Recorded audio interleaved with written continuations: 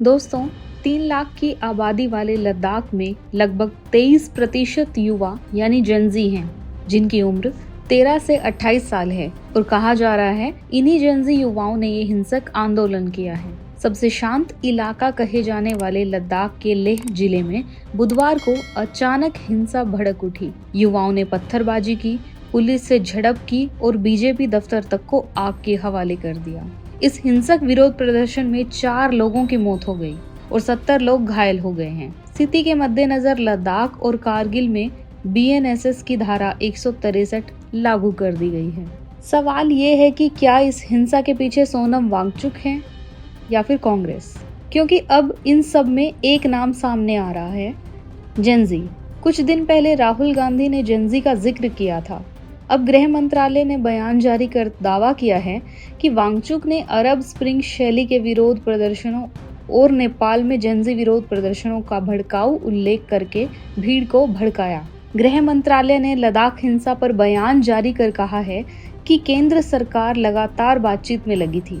मंत्रालय ने आरोप लगाया कि वांगचुक ने अरब स्प्रिंग और जेनजी आंदोलनों का हवाला देकर भीड़ को भड़काया।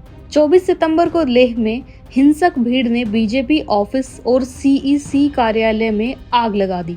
पुलिस वाहनों को जलाया और 30 से अधिक सुरक्षाकर्मी घायल हो गए। स्थिति काबू से बाहर होने पर पुलिस को आत्मरक्षा में गोलियां चलानी पड़ी, जिसमें कुछ लोगों की मौत हुई। सबसे पहले ये समझिए कि कैसे शुरू हुआ आंदोलन। ये हिंसा उस वक्त भड़की जब बड़ी संख्या में युवा प्रदर्शनकारी लेह के NDS मेमोरियल ग्राउंड में इकट्ठा हुए। इसके बाद वहां काले धुएं का एक गुब्बार देखने मिला। इस तनाव के बीच कुछ प्रदर्शनकारियों ने लेह में बीजेपी के दफ्तर और हिल काउंसिल पर पथराव करना शुरू कर दिया। फिर बीजेपी के दफ्तर में आग लगा दी गई।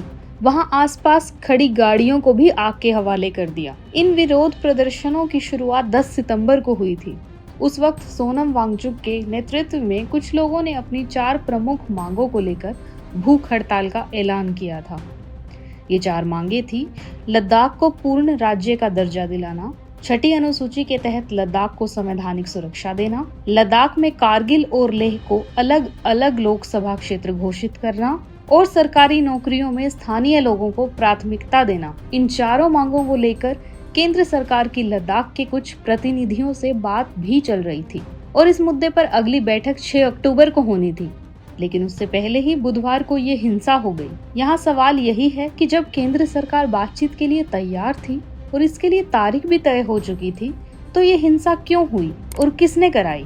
हालांकि सोनम वांगचुक और उनके समर्थकों का आरोप है कि केंद्र सरकार लद्दाख को 6ठी अनुसूची के तहत संवैधानिक सुरक्षा नहीं देना चाहती, जिसके कारण लद्दाख के युवाओं को इस तरह का आक्रोश दिखाना पड़ा।